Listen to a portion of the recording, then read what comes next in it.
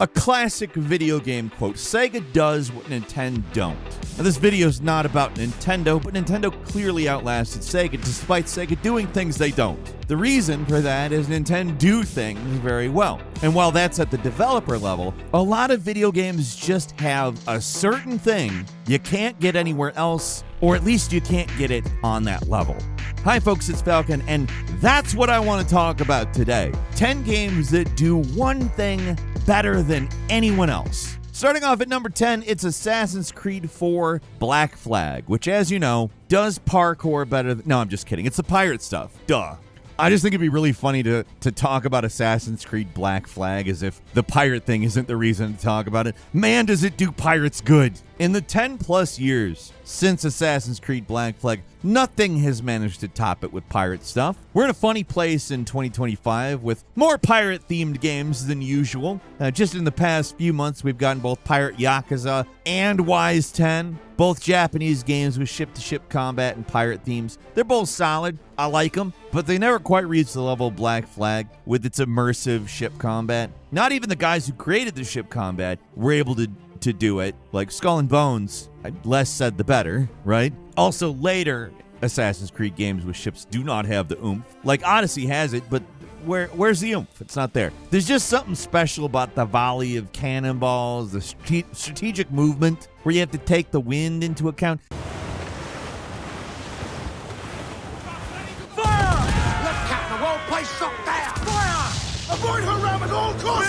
The still impressive water. The way you can see your crew running around on deck, man, and cannons opening up the sails. It's awesome. No other game has managed to capture it this way either, which is nuts because it's not like Black Flag is flawless. There's tons of room for improvement in a lot of places, but no game so far has seriously attempted. The best we have to look forward to is a rumored Black Flag remake, which is nice, but all anyone really wants is the mechanics of this game without the Assassin's Creed stuff. Like, don't eliminate sneaking altogether, like pirates are gonna sneak, but make a frickin' pirate game, Ubisoft. Like, just take what you did with Black Flag and make a non-Assassin's Creed. Like, we don't want any Animus crap. We don't want any, oh man, we gotta get the Templars nonsense. Take Assassin's Creed Black Flag, update the graphics, and make a completely standalone pirate story with the engine. Boom. I'm not saying there haven't been any good pirate games after Black Flag, but nothing's really managed to let you play out the pirate fantasy on the level of both beauty and fun that this game has. There's solid pirate games. Sid Meier's Pirates, classic. Sea of Thieves, it's fun and deserves mention for still having the best water ever. And hell, the sister game to Black Flag, Rogue, is almost as good as Black Flag. In fact, in some ways, it's a little bit better in at least the gameplay department. But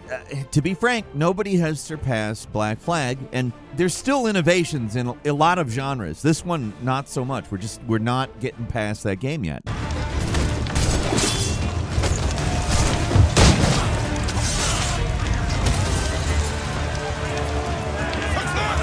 Moving on to number 9, it's Metal Gear Solid 5 and its movement mechanics, because wowie, say what you will about the lack of story and sometimes basic mission design, all the quasi-live service aspects of the game that feel unnecessary, but if Metal Gear Solid 5 has one aspect that was and still is top of class, it's the movement mechanics. It's something games are finally just starting to catch up with now. It's been a long time coming, because other than maybe like The Last of Us Part 2, all other third-person sneaking and shooting games feel woefully out of date compared to the breadth and depth of the movement in Metal Gear Solid 5. It is so fluid, smooth, and easy to control, but with a level of fine-tuning that you just rarely see. The actual shooting mechanics are not great. They're not bad, but they're not going to knock your socks off. But the movement's just second to none. Being able to freely transition between standing, crouching, and prone feels, seamless in this game. And it's so few games manage it. You can dive and roll and crawl around on your back and do all kinds of high-level tricks. But the actual controls aren't very complicated. You're almost always doing exactly what you want to be doing.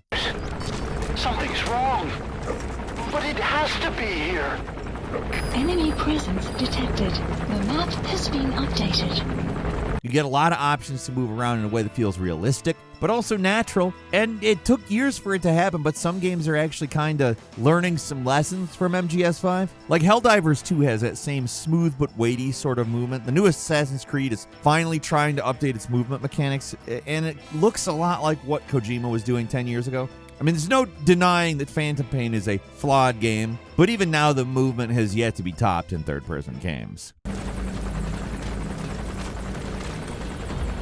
Hold him off.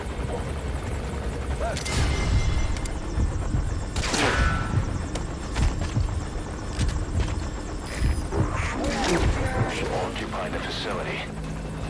At number 8, Grand Theft Auto 5's instant character switching. It's kind of crazy that a game that originally came out in the Xbox 360, PS3 era still inexplicably has the best character swapping mechanics in any game.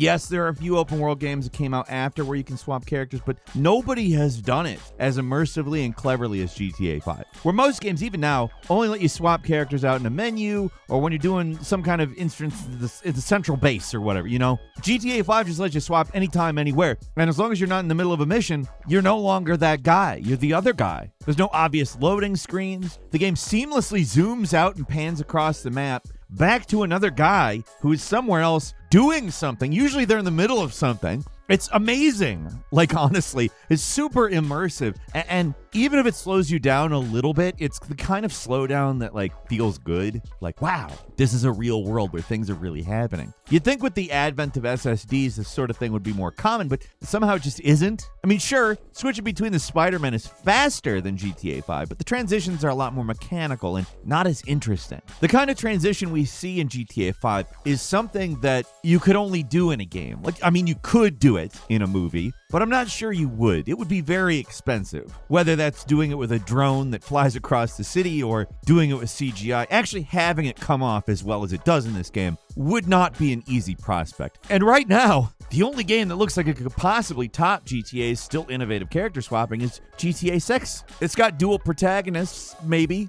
That's the rumor. I mean, that does remind me that we're this far into 2025 and still don't know exactly how many protagonists GTA 6 has, which is crazy, but if it's the case that there's more than one, they may blow our minds.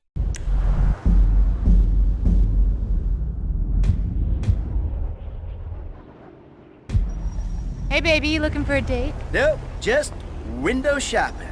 Happily married now. At number 7, Resident Evil 4 still has the best reload animations. A bold statement, but I'm willing to go to bat for it. Stiff competition out there, not gonna lie. But I'm sorry, it's just not been topped. Not even in the excellent remake. There's an argument to be made that the Resident Evil 4 remake is better than the original, and it's certainly the one that I want to play more than the original. If you've watched gameranx for any extended game length, you know old Falcon has a serious bone to pick with the controls in the original Resident Evil 4, but I have no bones to pick with the incredible reloading animations.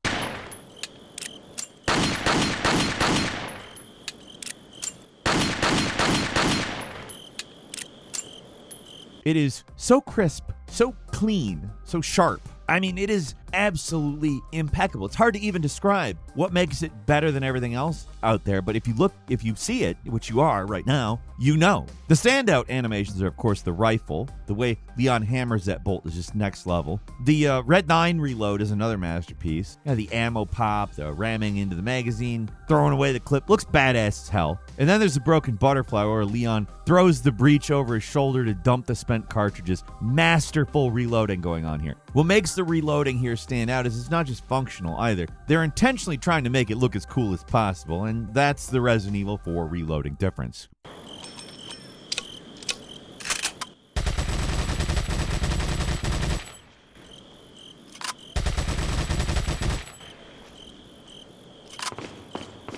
At number 6, Sifu has the best third-person hand-to-hand combat. This is a tough one because obviously there's a lot of strong competition in this category, so don't blame you if you disagree, but to me Sifu just has the best hand-to-hand combat system in any game. It's hardcore challenging to master, but when you start to get good, it really seriously looks like a martial arts movie come to life.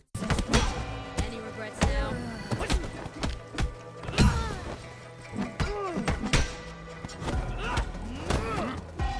It's got that perfect balance between deep mechanics while still retaining kind of a power fantasy of being a martial arts guy. You feel cool even when you're not really doing great just because the animation work is so good. And when you start getting good, that's when the systems really start to click. Enemies that were originally a struggle and you had to get through them slowly, they suddenly just become minor roadblocks. Takes a lot of time and effort to get good too, because enemies are relentless in their attacks and it can be difficult to find out the right counters for it, but that's part of the fun of the game. Redoing the same sections until you truly master it. It can sound repetitive, but it's actually pretty fun. Sifu is a game that you really have to work to understand, and yet again, it's repetitive and that can be very frustrating, but when it clicks, ooh, all of the frustration, it's all worth it.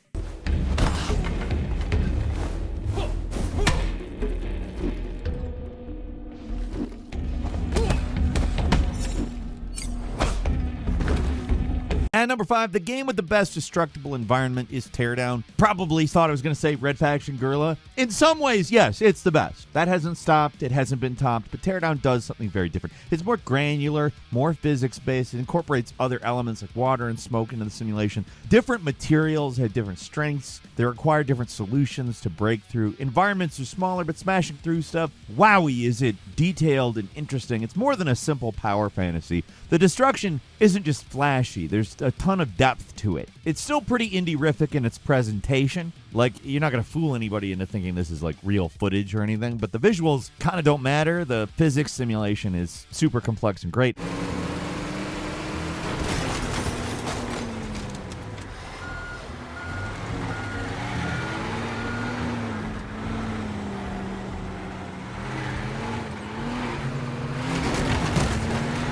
Of course, Red Faction Guerrilla does a lot of other things that this game does not. It's an open world game, shooting, driving, all the chaos you could want from this sort of thing. There's no enemies in Teardown, it's just you versus the environment. So it may not be the perfect destruction game, but there also kind of isn't the perfect destruction game. Instead of focusing on interesting gameplay mechanics or innovative technology, modern games are about fidelity. So innovation and destruction, it's just not there in the big AAA games industry. It's up to indies like Teardown to pick up the torch on that. And while they can't make something as grand and impressive as a fully blown open world action game, at least you can settle for some pretty impressive destruction here.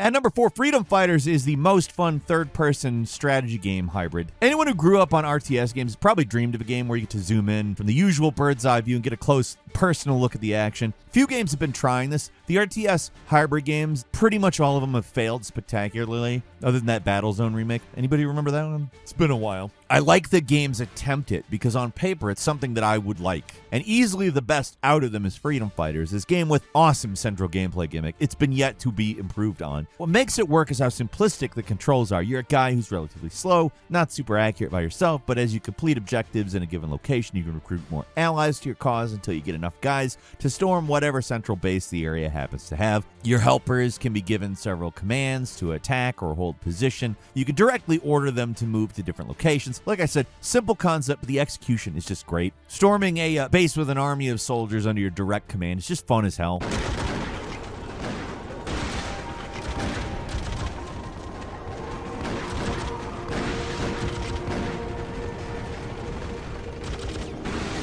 It's exciting and tactical without being overwhelming or awkward, and it works in a way most other games of this type don't. Like I said, it's kind of a genre that it's such a great idea on paper, and nobody's really fully cracked it yet, but I'd say Freedom Fighters is among a very select few that have gotten super close.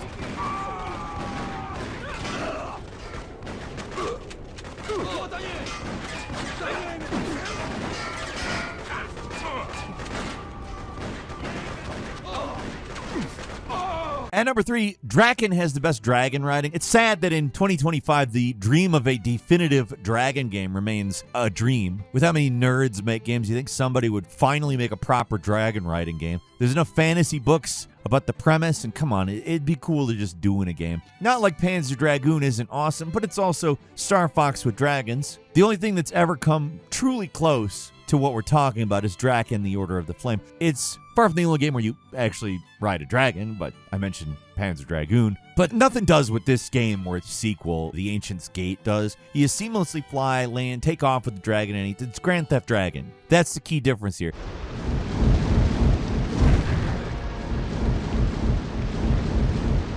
The dragon doesn't get sequestered off into its own gameplay segment, or it's some on-rails, very linear, specific type of game. Panzer Dragoon isn't a dragon game. It's a take on the forward-scrolling shooter. This is a dragon game. And please understand, Panzer Dragoon are among my favorite games. I lobbied to mention them here because they don't get mentioned enough. But like, the dragon games aren't even like the most amazing games or anything. The bar is just really low on what a dragon game is. The hopes of a new dragon game ever coming out are basically zero, but maybe Larian could do a Divinity 2 sequel that has dragon riding. Probably wouldn't be as good as Draken, but it's the next best thing.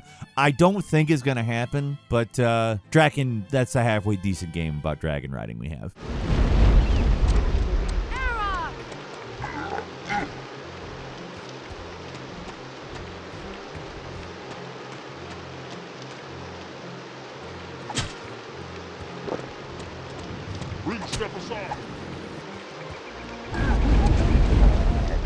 At number 2 is Mirror's Edge, the first-person parkour, which, wow. I'm not going to lie and say there hasn't been an increased interest in speed in first-person games. More and more games are coming out with double jumps and wall runs and air dashes and all kinds of movement powers, but even with all those bells and whistles, no other game has quite managed to feel as good as the original Mirror's Edge. It's a game that does one thing well, and that's running. The controls are responsive and tactile, the movement system's complex, has depth, but it's also simple enough that anybody can jump in and have some fun. And it just feels good to play. There's a weight to the controls that make it feel like you're actually inhabiting a human body, but it's not so heavy that it makes it feel sluggish. It kind of just hits this Goldilocks mark between realistic and fun, and it allows for some almost superhuman feats that, it's all for fun.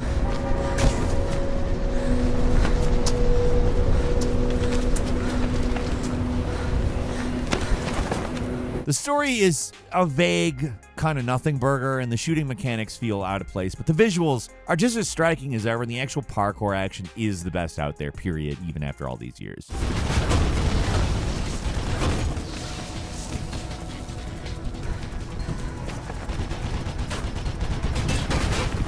That bird ain't playing around. Get your ass to the CEC news building. I'm finding you a way out.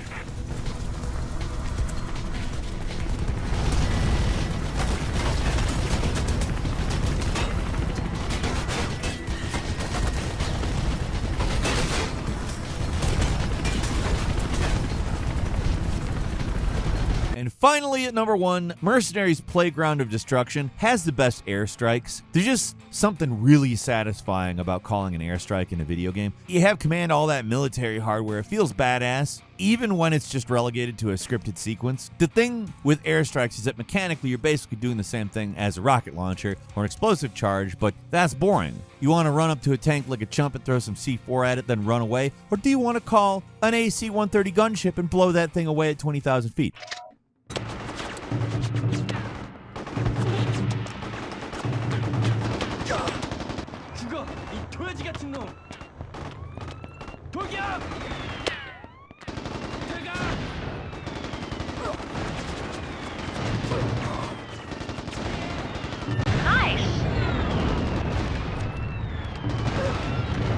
In fact, that's a large part of what makes the original Mercenaries Playground of Destruction so much fun. It gives you all this military support, and you can call it whenever the hell you want. The variety of support options is huge. There's artillery you can bring in with flares, there's guided missiles using a target laser, there's bunker busters for heavily fortified structures, anti-tank missiles, and even anti-air passes that'll knock out any helicopters in the sky. It's freaking crazy. The way you use it, it's so simple and inspired too. You load up an inventory of call-ins, you just use them anytime. Unlike in Mercenaries 2, where calling in airstrikes forces you to awkwardly open up the menu again just to select one. It's a minor thing, but it really messes up the whole immersive element of it. There's just nothing else quite like the original Mercenaries. It's still one of the best open world games because all the support you can call in at any time. There's just nothing else quite like it, except oddly enough, a little game called Helldivers 2, which has an awesome stratagem system where you can input codes to call in all kinds of hell on your enemies. That's fantastic too. It's ultimately more limited than what's on offer in Mercenaries, but if there's one game out there to even get close, it's definitely Helldivers 2.